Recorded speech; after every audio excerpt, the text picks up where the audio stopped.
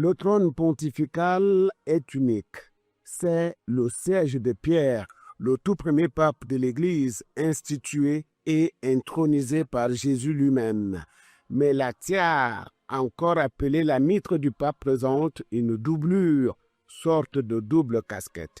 C'est en cette double qualité de chef religieux et de chef d'État que le pape Léon XIV, pour son premier voyage apostolique en Afrique, nourrit à la fois l'espérance des fidèles croyants et l'espoir des citoyens des pays inscrits dans son agenda diplomatique: Algérie, Cameroun, Angola, Guinée équatoriale.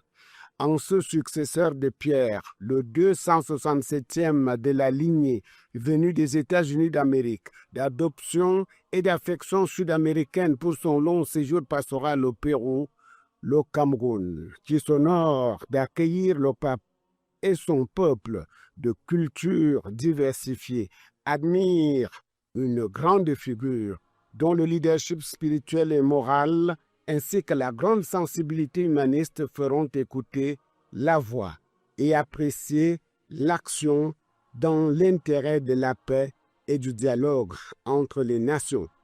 Humanisme, paix, dialogue, dans un environnement national et international de plus en plus porté vers la commission des actes d'abomination et de désolation. En contexte camerounais, en proie à l'insécurité résiduelle dans certaines régions, les espoirs placés en ce pape par le chef de l'État, Paul Biya, dans son tweet de félicitations au lendemain de son élection, portent l'espérance de tout un peuple en un monde de grandeur et d'élévation. C'est la règle de droit de l'Église de pratiquer la justice pour qu'advienne le règne de la paix. Justice et paix. La doctrine n'est d'aucune Église particulière. Elle est universelle. Aussi sont-elles nombreuses les foules de croyants et non-croyants qui attendent d'entendre du pape Léon XIV ce message d'apaisement et d'espérance renouvelée pour construire l'unité sans laquelle le Cameroun n'est pas le Cameroun.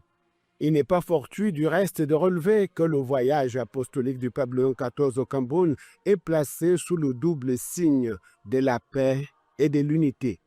Au Cameroun donc, le souverain pontife trouvera une terre déjà préparée à accueillir de nouveaux ponts en termes de dialogue interreligieux dans un paysage confessionnel éclaté, en termes de promotion de l'écuménisme entre frères chrétiens qui reconnaissent en Jésus l'interlocuteur privilégié entre Dieu et les hommes, en termes enfin de célébration de l'action humaniste et multidimensionnelle de l'Église qui est au Cameroun, au regard de la floraison des établissements scolaires et sanitaires qui écument l'espace social, à l'évaluation de la multiplication des maisons de formation de prêtres religieux et religieuses qui s'engagent dans la vigne du Seigneur et font prospérer la population de fidèles.